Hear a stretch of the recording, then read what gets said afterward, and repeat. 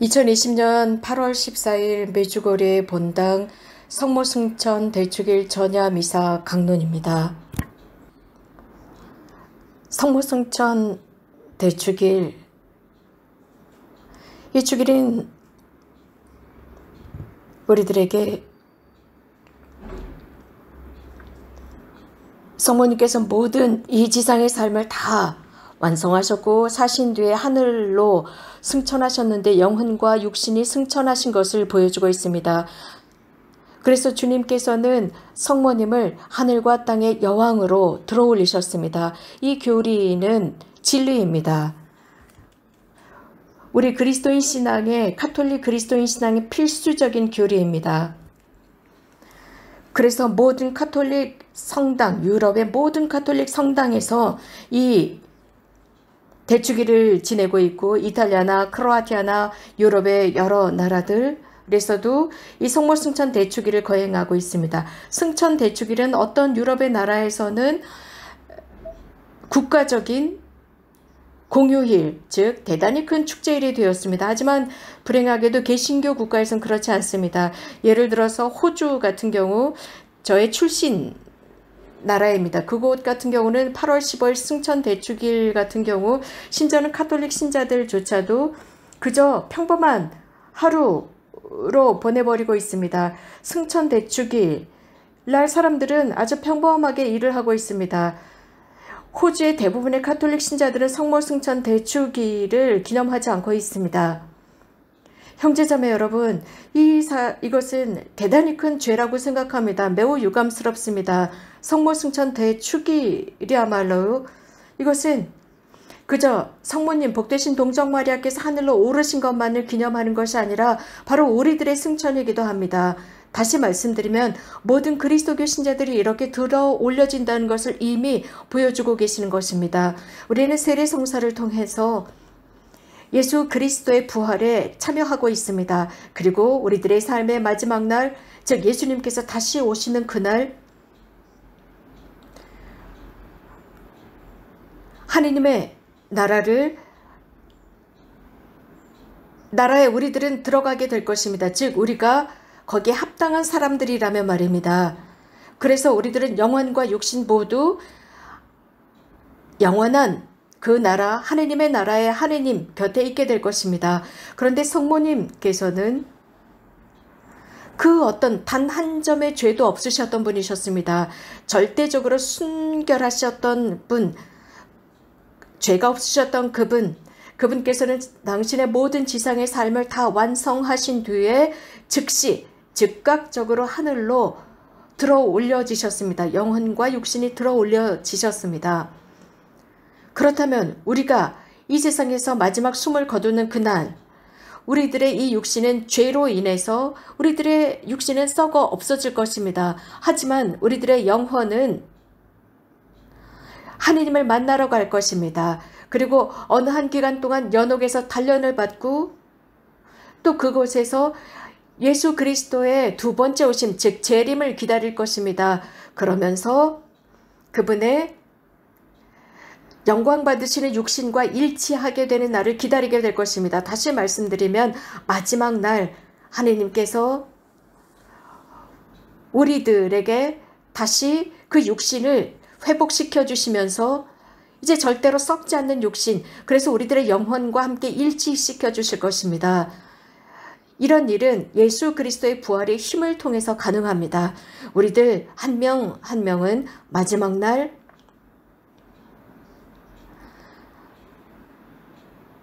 우리들의 그 육신과 함께 다시 부활할 것입니다. 우리가 지금 지닌 그 육신과 함께 부활할 것입니다. 단 그 육신은 변모된 상태일 것입니다. 그것은 가장 아름답고 영광스러운 영적인 육신으로 변모되어 있을 것입니다.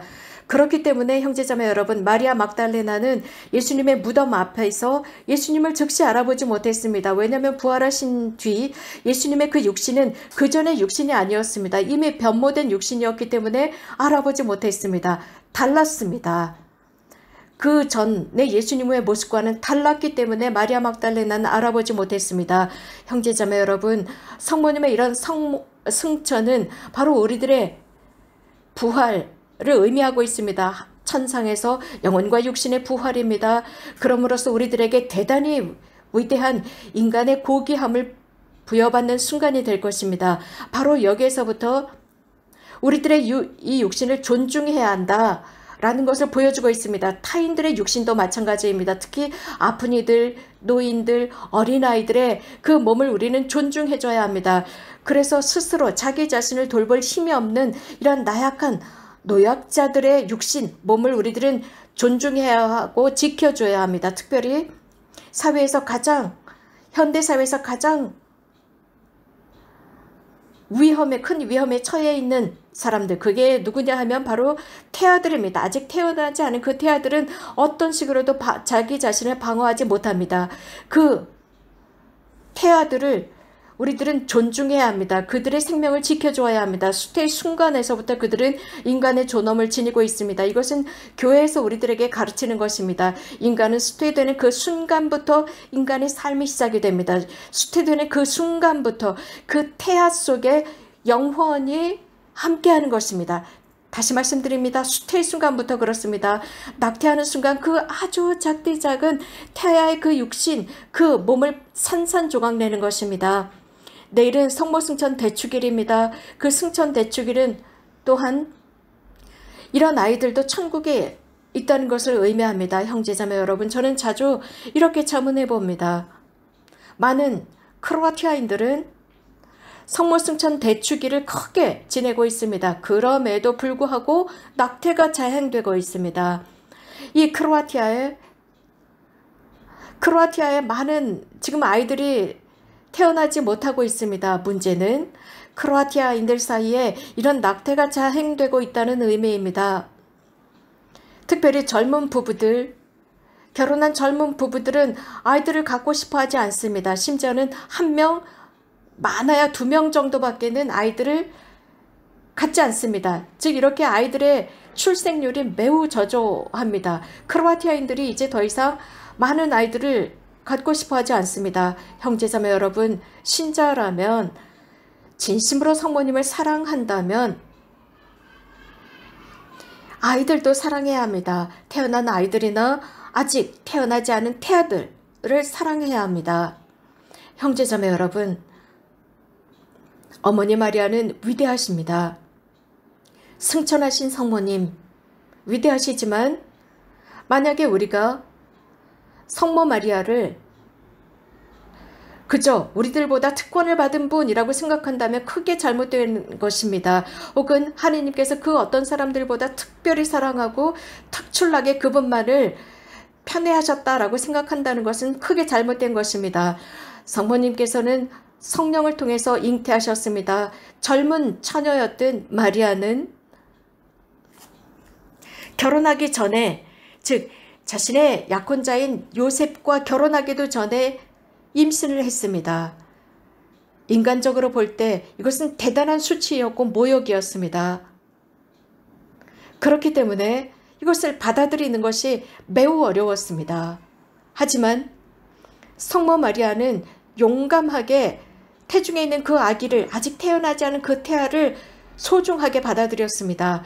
사랑하는 하느님께, 주님, 저는 당신의 종이오니 당신께서 말씀하신 그대로 이루어지기를 바랍니다 라고 응답했습니다.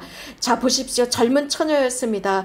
남편도 없는 젊은 처녀가 자신이 잉태했다는 것을 그대로 받아들입니다. 또한 자신의 사촌 엘리사벳이 임신했다는 것을 알자마자 즉시 달려갑니다. 즉시 달려갔습니다. 자신의 상황이 굉장히 어렵다는 것을 알고 있음에도 불구하고 그쪽으로 나임으로 달려갑니다. 엘리사벳은 매우 나이가 많은 상태로 임신을 했습니다. 늙은 나이에 임신을 한다는 것은 굉장히 생명에 위협을 가하는 일이었습니다. 그리고 세례자 성 요한이 태어납니다. 노파, 엘리사벳의 임신이나 젊은 처녀 마리아의 임신이나 모두 어려운 상황이었습니다. 그런데도 마니피캇을 노래합니다. 내 영혼이 주님을 찬미하며 라고 했습니다. 그러면서 엘리사벳은 또 그 성모님의 모습에 찬미를 드립니다. 아주 기쁘게 기쁨과 감사, 즉 하느님을 향한 기쁨과 하느님을 향한 감사로 잉태된 그 아기를 받아들입니다. 또 아직 태어나지 않은 엘리사벳 몸속에서 자라고 있는, 숨을 쉬고 있는 그 태아를 기쁘게 받아들인 성모님이었습니다. 형제자매 여러분, 임신 상태라는 것, 즉 젊은 여자가 임신했을 때 불안합니다. 초조합니다. 두려움을 갖기도 합니다. 불안하기도 합니다. 그래서 그 어떤 사람보다도 큰 위로와 격려와 사랑과 이해가 필요한 것이 첫 임신을 한 여성들의 모습입니다. 성모님께서는 그 임신 기간을 계속 유지하십니다. 모든 어머니들은 본성적으로 그 아기를, 아직 태어나지 않은 그 태아를 본성적으로 받아들입니다. 불행하게도 현대는 죽음의 문화입니다. 그 죽음의 문화 속에서 많은 사람들은 이러한 임신한 아이들을 이미 임신 중에 중절을 시켜버립니다. 태어나지 못하게 만들어버립니다. 낙태라고 하죠. 많은 병원에서 혹은 많은 크로아티아의 산부인과에서 임신한 여성들에게 낙태하라는 보이지 않는 강압과 강요를 하고 있습니다. 그래서 이 아이들을 낙태하도록 종용하고 유도하고 있습니다. 형제자매 여러분, 신생아가 태어납니다.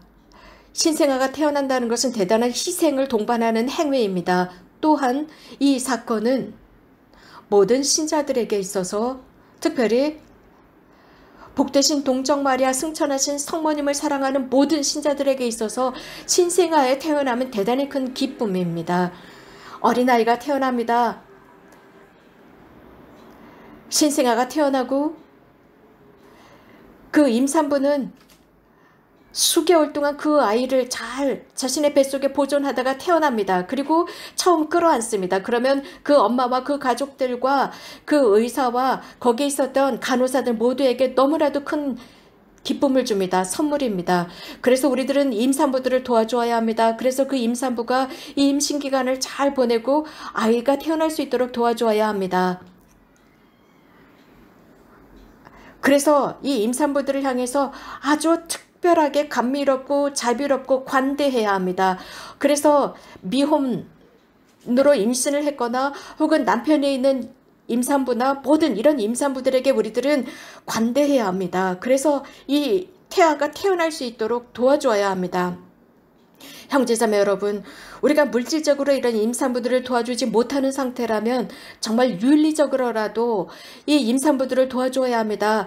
고운 말, 덕담으로라도 이 임산부들에게 용기를 주고 격려해야 합니다. 우리들의 기도로 그들을 지켜줘야 합니다. 이것이 바로 하느님의 뜻입니다. 성모님께서 하늘로 승천하셨다라고 하는 것은 우리들의 부활을 의미합니다. 우리들의 육신과 영혼이 천상에서 들어올려지고 부활하는 것을 의미합니다. 인간의 존엄을 의미합니다. 모든 인간 생명은 태아이거나 태어나지 않거나 모두 다 존엄한 하느님의 생명이기 때문입니다.